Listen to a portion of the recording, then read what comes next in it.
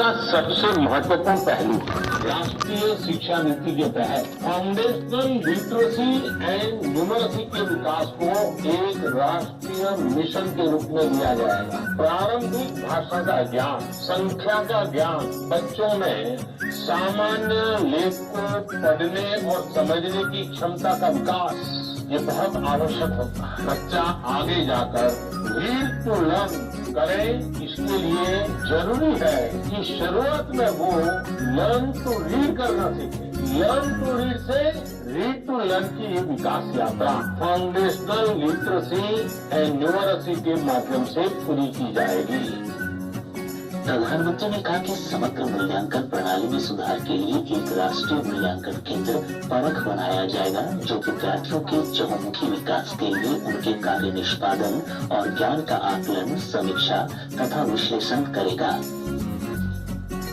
मूल्यांकन प्रणाली में संपूर्ण सुधार के लिए एक नए राष्ट्रीय मूल्यांकन केंद्र परख की स्थापना भी की जाएगी। राष्ट्रीय शिक्षा नीति के आने के बाद से भी ये भी चर्चा काफी तेज है कि बच्चों को पढ़ाने की भाषा क्या होगी, इसमें क्या बदलाव किया जा रहा है। यहाँ हमें एक ही वैज्ञानिक बात समझने की जरूरत है कि भाषा शिक्षा का माध्यम है, भाषा ही सारी शिक्षा नहीं है।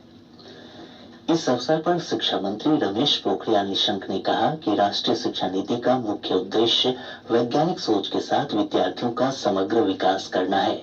उन्होंने कहा कि इससे विद्यार्थियों की बुद्धि के विकास में भी मदद मिलेगी। हमारे संवाददाता ने बताया है कि राष्ट्रीय शिक्षा नीति में स्कूली शिक्षा और उच्चतर शिक्षा दोनों स्तरों पर बड़े सुधारों की योजना शामिल की गई है। नई राष्ट्रीय शिक्षा नीति का उद्देश्य भारत को एक न्यायोचित और ज्ञान आधारित उद्योगी समाज बनाना है। नई राष्ट्रीय शिक्षा नीति में स्कूली शिक्षा में व्यापक सुधार की बात है। स्कूल स्तर पर 8 वर्ष की आयु तक बच्चों के लिए बचपन देखभाल और शिक्षा के सार्वजनिकरण, स्कूल पाठ्यक्रम की 10+2 संरचना को 5+3+3+4 पाठ्यचर्या संरचना में बदलने, 21वीं सदी के कौशल, गणितीय सोच और वैज्ञानिक रुझान के पाठ्यक्रम को एकत्रित करने, शिक्षकों के लिए राष्ट्रीय पेशेवर मानक तैयार करने पर जोर दिया जा रहा है। राष्ट्रीय शिक्षा नीति में लक्षित व्यापक परिवर्तन देश की शिक्षा प्रणाली में गतिमान बदलाव लाएगा और एक नए आत्मनिर्भर भारत के लिए सक्षम और सुदृढ़ शैक्षिक पारिस्थितिकी तंत्र का निर्माण करेगा। सुपर्णा सैकिया के साथ अनुपम मिश्र, आकाशवाणी समाचार, दिल्ली।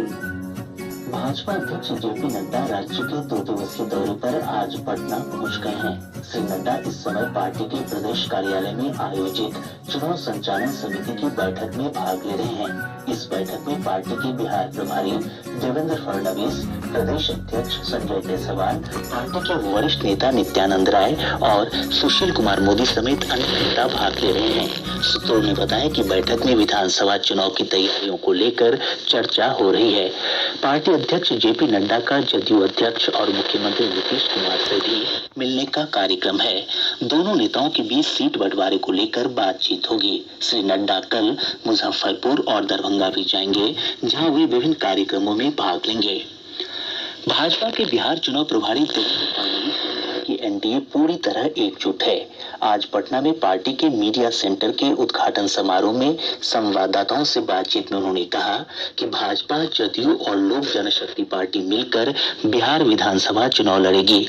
उन्होंने लोक जनशक्ति पार्टी के साथ जदयू के मतभेद की खबरों से इनकार करते हुए कहा कि जो भी मामला है उसे मिल बैठकर सुलझा लिया जाएगा। श्री फडणवीस ने कहा कि फिल्म अभिनेता सुशांत सिंह राजपूत को जब तक न्याय नहीं मिलेगा तब तक पार्टी चुप नहीं बैठेगी। उन्होंने कहा कि महाराष्ट्र सरकार यह भूल गई है कि उसकी लड़ाई कोरोना से है, न कि कंगना रनौत से।